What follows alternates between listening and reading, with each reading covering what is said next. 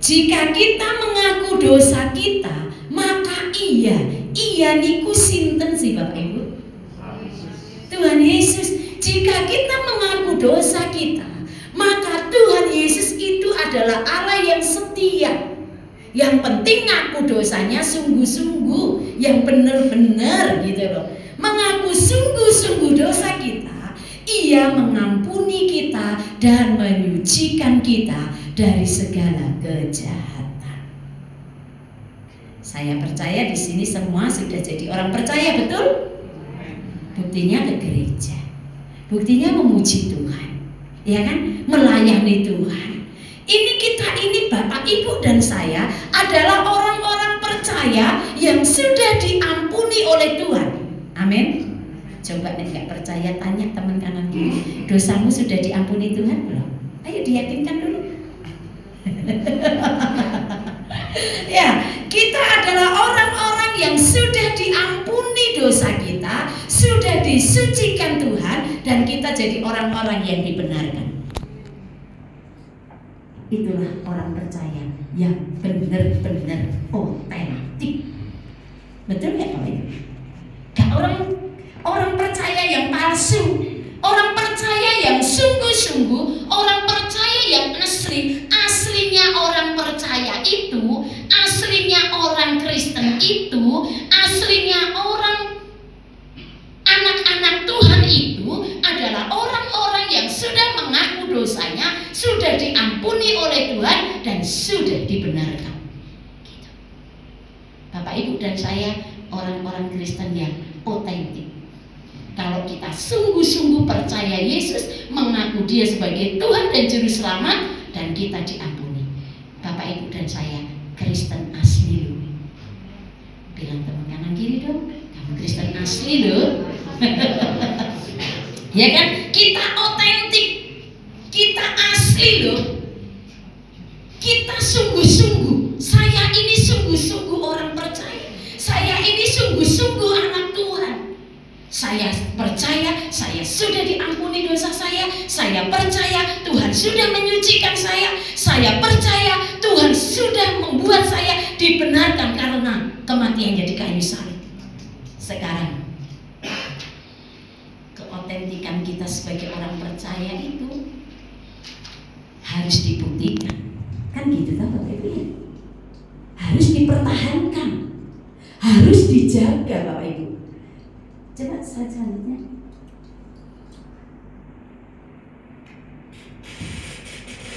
Dalam kehidupan sehari-hari, kata otentik ini digunakan untuk menggambarkan orang atau produk, seni atau pengalaman yang dianggap memiliki kualitas asli, tidak palsu. Hidup yang otentik adalah hidup dengan kualitas asli. Sebagai anak Tuhan yang sudah disucikan, dibenarkan oleh kematiannya di kayu salib, dan dia memiliki tujuan hidup, yaitu untuk memuliakan Tuhan. Itu loh otentiknya, harusnya aslinya kita. Aslinya kita orang percaya itu harusnya seperti itu. Kita punya kualitas hidup seperti itu gitu. Sekarang kehidupan yang seperti itu, kehidupan Kristen kita yang asli, yang harusnya asli ini harus ditunjukkan dalam kehidupan sehari-hari gitu. Gimana caranya? Sebab itu bagaimana seharusnya kita harus hidup? Kalau kita sadar kita orang-orang Kristen yang otentik asli gitu, harusnya bagaimana kita harus hidup? Hidup kita itu mesti piye sih gitu. Aku hidup itu mesti gimana sih gitu. Yang pertama, slide berikutnya. Yang pertama, tetap menjaga kekudusan di tengah-tengah dunia yang berdosa. Amin. Tetap jaga kekudusan. Kita sudah dikuduskan. Betul? Kudus itu dipisahkan dari dosa. Kalau kita yakin, kita percaya bahwa hidup kita sudah dikuduskan, yo ojo nyemplung meneh di dosa. Jangan kompromi lagi di dalam dosa. Kita harus mempertahankan keaslian kerohanian kita, keaslian hidup kita dengan cara apa? Menjaga kekudusan hidup kita setiap hari. baharui. Amin. Tadi pujian yang sebelum pujian apa firman tadi ya, aku nggak mau lagi hidup apa tadi ya, aku nggak mau hidup lagi berkompromi, aku nggak mau hidup lagi di luar kebenaran, aku mau hidup di dalam kebenaran gitu. Kita harus menjaga kekudusan. Di dalam 1 Petrus pasal 1 ayat 16 sampai 19. Yuk kita baca dulu supaya kita diyakinkan lagi, diingatkan lagi siapa kita. Mulai ayat yang ke-17. Dan jika kamu, ayat yang ke-18 ya. Sebab kamu tahu bahwa kamu telah ditebus dari cara hidupmu yang sia-sia, yang kamu warisi dari nenek moyangmu. Itu bukan dengan barang yang fana, bukan pula dengan perak atau emas, melainkan dengan darah yang mahal, yaitu darah Kristus yang sama seperti darah anak domba yang tak bernoda dan tak bercacat. Tadi slide-nya minta tolong. Ya, diawali tadi ya, tetapi hendaklah kamu menjadi kudus di dalam seluruh hidup. Angel nopo mboten Bapak Ibu? Bapak Ibu? Angel nopo mboten? Kudus dalam pikiran aja. Ya ampun Tuhan, cek angele pikiran ini ya. Sudah mau menjaga kekudusan, lihat handphone sebentar, maksudnya mau buka Alkitab, tapi emboh iki jari kok yang buka, yang lain seliwer.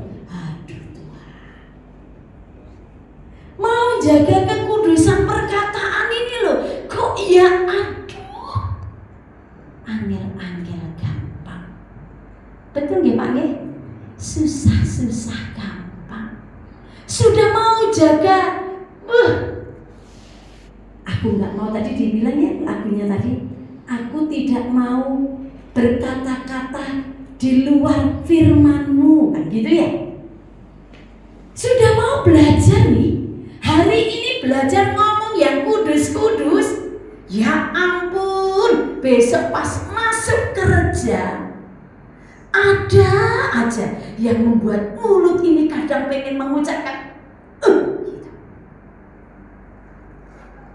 Untuk menjadi kudus di dalam seluruh hidupmu sama seperti Dia, itu enggak gampang.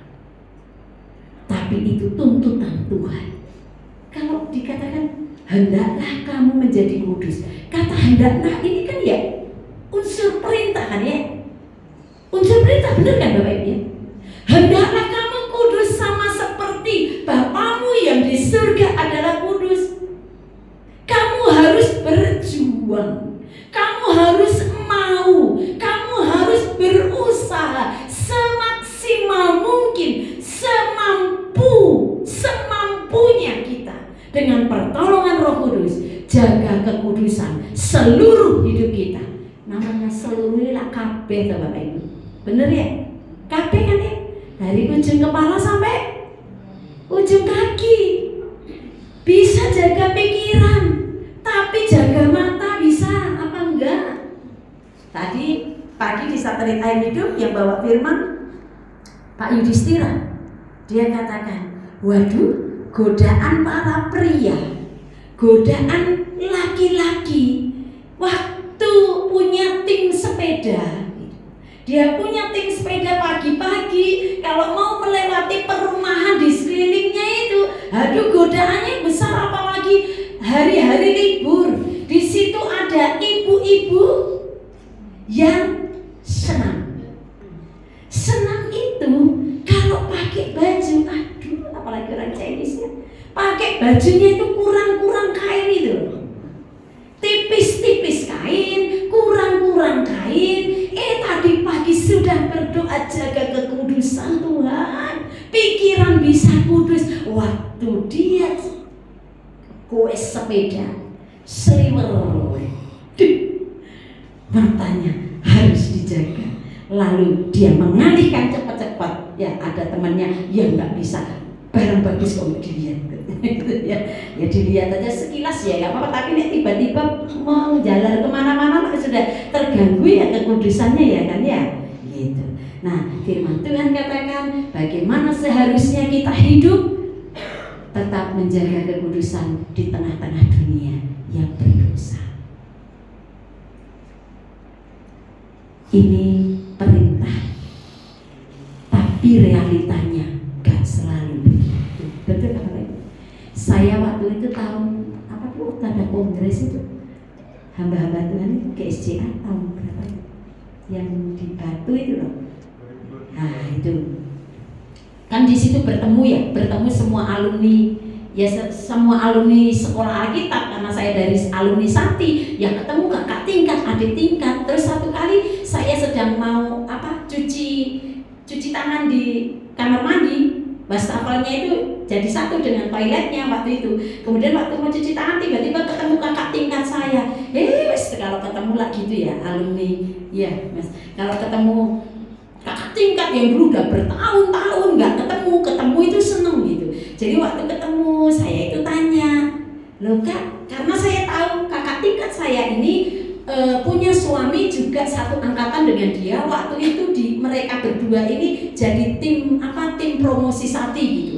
Pokoknya dari dua-duanya suaranya bagus, main musik oke, dua-duanya klop, pokoknya itu jadi pasangan gitu. Lalu waktu cuci tangan sambil sambil ngobrol-ngobrol, saya tanya, loh kak, datang suaminya mana gitu, kepo banget saya gitu loh ya, suaminya mana kak? Lalu dia jawab, sendiri.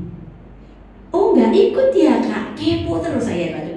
Mulutnya ini ya, oh nggak ikut, kenapa kak nggak ikut gitu? Oh ya, lalu waktu selesai itu sini aku ngomong-ngomong sebentar ya gitu.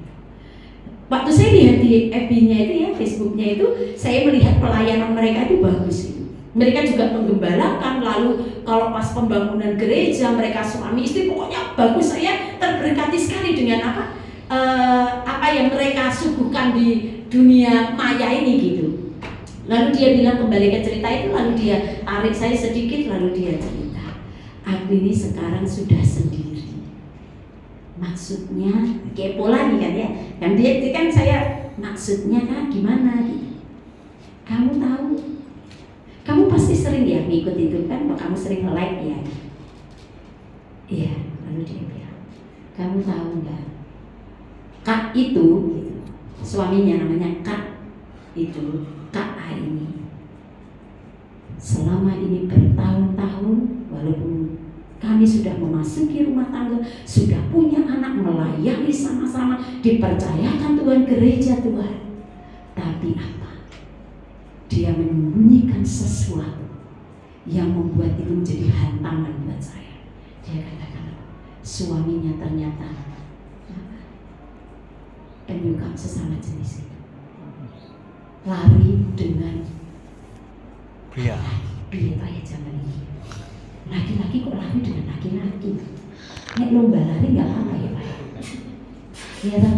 Ini laki-laki membawa lari laki-laki, meninggalkan perempuan yang sudah jadi istri saya. Dia katakan aku terpukul sekali. Waktu kejadian itu, ketika aku tahu faktanya seperti itu dan akhirnya dia mengakui itu, saya merasa dibodoh-bodohin selama saya menjalani pernikahan. Bayangkan, ternyata pernikahan saya, ternyata semua yang saya lakukan, yang kami komitmen di hadapan Tuhan menikah, itu hanya untuk menutupi semuanya. Aduh. Betul, waktu itu lalu dia sudah mulai nangis nih. Terus saya bilang, dia rangkul saya, bukan saya rangkul dia, berarti dia rangkul saya. Bisa nggak dukung saya dalam doa? Saya nggak kuat rasanya, apalagi di perkumpulan seperti ini, apalagi di kongres seperti ini. Banyak yang tanya saya, mana si A, mana si A, maksudnya kak ini gitu ya, mana? Saya bingung menjawabnya. Tapi waktu kamu bertanya, rasanya hatiku harus mengungkapkan itu. Lalu saya bawa, oke kak, saya bawa kakak tingkat saya ini ke tempat. Waktu di kongres ada satu tempat yang pemeriksaan gitu. Ada kalau ada apa yang sakit atau pertolongan pertamanya di situ ada dokternya gitu. Lalu di situ saya lihat berskat-skat gini, terus ada 2 skat yang kosong. Lalu di situ dia ceritakan semua, dia ungkapkan semuanya. Terus sampai dia bilang gini, saya sempat emosi sama Tuhan. Dia orang Kupang, tahu kan? Emosinya itu nggak kayak emosinya orang Jawa gitu ya. Aku emosi sama Tuhan. Aku ditipu. Diungkapkan kekesalannya. Waduh, lalu saya berdoa kepada Kak, tetap kuat ya, tetap semangat ya. Lihat anak-anak aja, maju terus dalam pelayanan. Dia nangis, lalu kami kembali ke tempat ruangan kongres. Lalu waktu selesai acara kongres hampir selesai, masih ada waktu keluar sebentar. Lalu kakak itu bilang, tetap doakan saya, tetap dukung doa untuk saya. Saya nggak tahu apakah saya kuat menjalani ke depan, karena gereja itu dia sudah menggembalakan bertahun-tahun dengan ini. Itu realita, Bapak. Tidak semua orang Kristen, tidak semua anak Tuhan, tidak semua pelayan-pelayan Tuhan, tidak semua pendeta sekalipun bisa menjaga kekudusan. Betul? Karena itu menjadi awasan bagi kita. Aku sudah diselamatkan Tuhan, aku sudah dibenarkan, aku sudah dikuduskan. Roh Kudus mampukan aku untuk menjaga kekudusan setiap hari, pikiranku, perkataanku, perbuatanku. Amin. Yang kedua, jangan hidup dalam kemunafikan. Ya, jangan hidup dalam kemunafikan. Kata munafik itu kalau dari bahasa Yunani singkatnya itu adalah seperti orang yang pakai topeng. Tuh gambarnya. Dunia aja, orang dunia aja. Ini yang tahu lagu apa, lagu dunia? Lagunya siapa? Peter Pan. Buka dulu topeng. Siapa namanya? Ariel. Ayo pasti tahu ya. Siapa yang tahu lagunya? Buka dulu topengmu, buka dulu topengmu. Orang dunia itu bisa bilang gitu.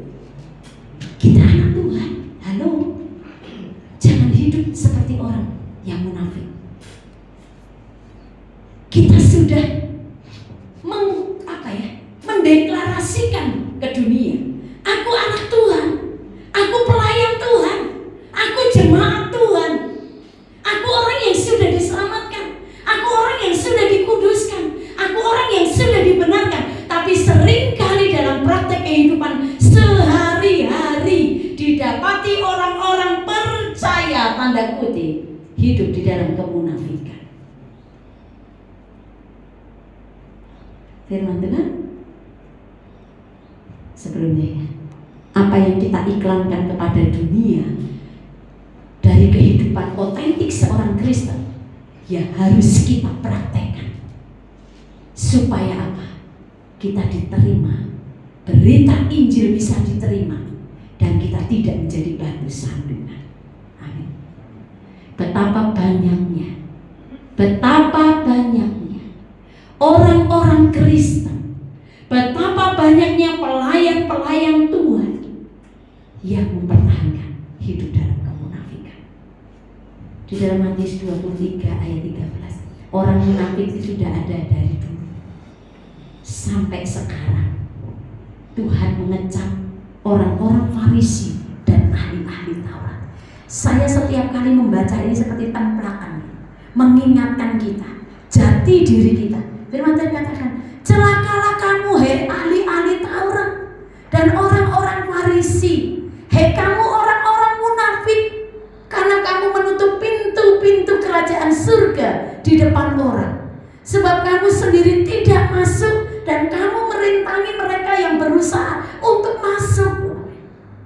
Seringkali kita memberitakan Injil, kita aku orang Kristen. Orang Kristen kita bersaksi tentang Yesus, gimana Yesus pribadinya seperti apa. Lalu kita mengklaim diri kita, aku orang Kristen, aku orang yang dikenal baik, aku orang yang hidup dalam kasih. Tapi kenyataannya dalam kehidupan sehari-hari kita seperti orang yang munafik. Cuma bisa ngomong, tapi nggak bisa melakukan. Persis plek ketik plek. sama itu orang Farisi dan ahli-ahli Taurat. Siapa sih mereka? Orang-orang Farisi ini adalah kelompok orang Yahudi yang mereka itu kuat keagamaannya. Kemudian ahli-ahli Taurat itu adalah orang pakarnya hukum Taurat. Titik koma pun mereka ngerti. Semua perintah di hukum Taurat mereka ngerti dan mereka melakukan, tapi tujuannya nggak gitu.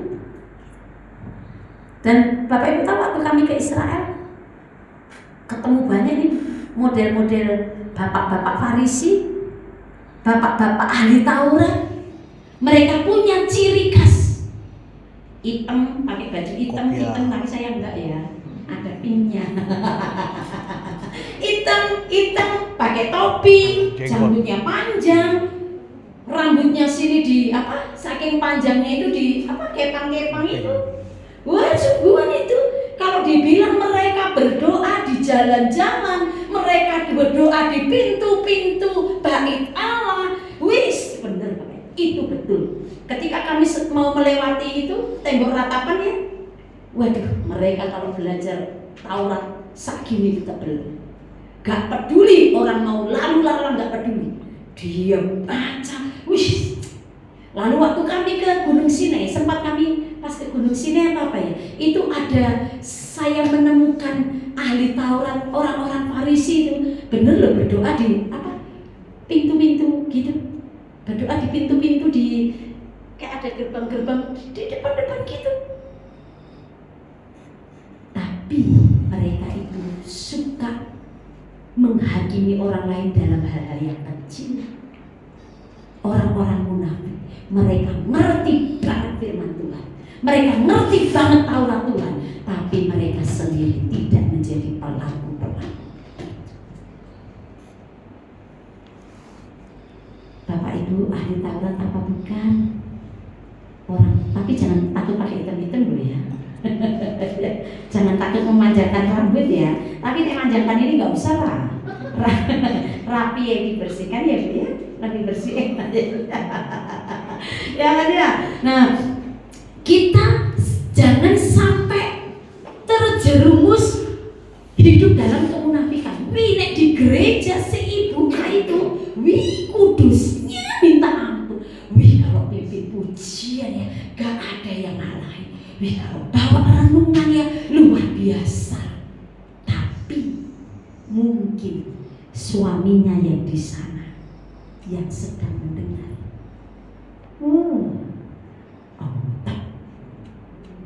Bicara kasih. Tapi ya nek memang tua pelit enggak. Dia bicara memberi. Tapi kalau dengan cucu, waduh, itu jadi batu sandungan nggak sih Bapak Ibu? Jadi batu sandungan apa enggak? Jadi batu sandungan. Kan sering kan apa orang bilang jangan kayak gajah di belakoni. Isa khotbah ora isa nglakoni khotbah, kan bukan hanya gini aja kan ya. Hidup kita ini ya khotbah kita sebetulnya. Khotbah yang paling efektif adalah ya gaya hidup kita ini gitu. Jangan sampai gaya hidup kita yang kita katakan aku orang Kristen, aku pelayan Tuhan, ya aku lo BPH, aku lo pengurus kaum wanita, aku lo ketua kaum pria, aku pemain musik di gereja. Jangan tersinggung ya. Aku wis, kalau bukan aku yang jereng, jereng kayak gini ya. Ding ding ding ding ding. Kalau bukan aku yang gedebak, gak ada tuh hadirat Tuhan.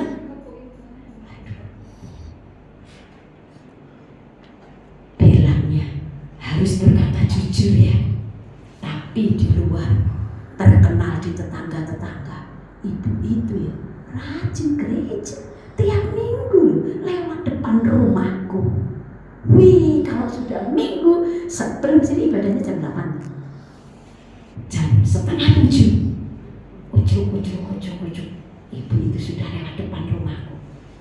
Suci dia, kudus dia kalau hari Minggu. Tapi ketemu hari Selasa di pasar, ya ampun omongannya melebihi. Gitu. Cakep kotor keluar semua. Ya introspeksi agar kita menjadi orang Kristen yang orang benar-benar lihat otentiknya kita sebagai orang percaya. Konsistensi kita konsisten dalam perkataan dan dalam perbuatan kita. Agar apa? Injil diterima, kita diterima, nama Tuhan dimuliakan. Amin. Jadi poin yang kedua, buka dulu topengmu. Ya, jangan hidup dalam kemunafikan. Biarlah selubung-selubung itu dipatahkan dalam nama Yesus. Biarlah kita asli. Ya aku ini. Kayak Pak Gosa itu kan sering bilang, kalau apa lagi kemarin itu lagi ada kami dengan BPH ada acara di mana Sang Belis sana ya. Dia kan suka nyanyi tuh Pak Gosa, bukan karaoke kan lupa semua. Nyanyi. Terus apa? Sebelah saya bilang, Bu, Pak Gosa aslinya kayak gitu ya?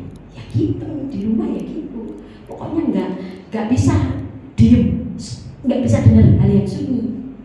Nyanyi, musik, karaoke, pokoknya harus ada tuh. Ya suka memuji Tuhan, suka nyanyi, ya di rumah ya kayak gitu. Jadi di luar gitu ya aslinya ya gitu.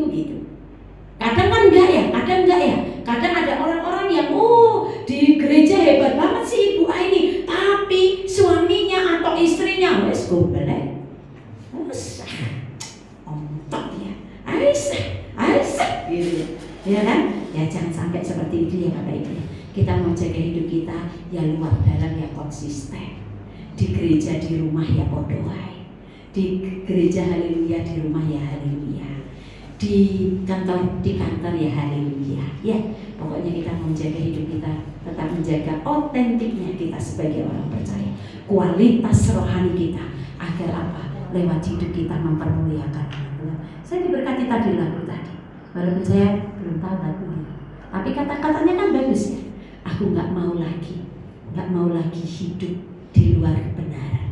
Aku nggak mau lagi hidup berbohong. Aku nggak mau lagi mengeluarkan kata-kata di luar firman Tuhan. Luar biasa. Kristen otentik benar itu. Kalau kita bisa mempraktekannya.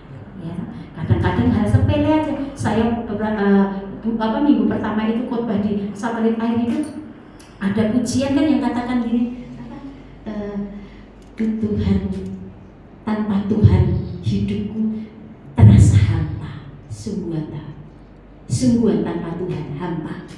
Kok di gereja nyanyi tanpa Tuhan hidup, lagunya Jason Irwanto itu, Tuhan apa ya, lupa saya besok itu. Tapi katanya hampa tanpa Tuhan, tapi kok ke gereja bolong-bolong. Katanya tadi juga tuh ada, kayaknya tadi ada lagu juga, tanpa Tuhan apa tadi ya, lagu worshipnya pertama tadi, tanpa Tuhan apa tadi, hampa juga kayaknya gitu ya. Sungguhan tanpa Tuhan hampa kok HF bolong-bolong, doa malam kok bolong-bolong, kalau suruh melayani kok banyak kali alasannya. Kalau kita benar-benar otentik, setia ibadah, setia melayani Tuhan, semangat di dalam Tuhan, benar, jaga supaya kita nggak munafik. Jadi orang Kristen yang benar-benar otentik, asli loh, supaya apa? Lewat hidup kita nama Tuhan dimuliakan. Baik ketika kita ada di gereja, kita ada di rumah, kita ada di pekerjaan, sama kualitasnya podo. Biar teman-teman kiri, kualitas rohanimu harus podo ya.